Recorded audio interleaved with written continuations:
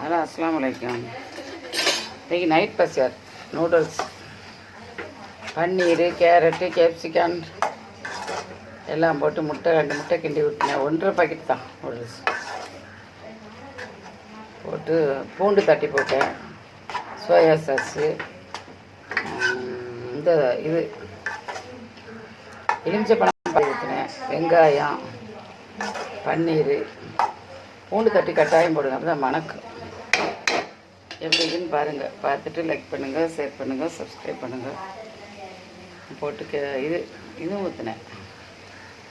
Tomato sauce, sorry அது மறந்துட்டு கிண்டிக்கிறேன். Night நாஸ்டா. Like பண்ணுங்கள், ஷேர் பண்ணுங்கள், சப்ஸ்கிரைப் பண்ணுங்கள். எனக்கு இல்லை, வேறு ஒரு ஆளுக்கு.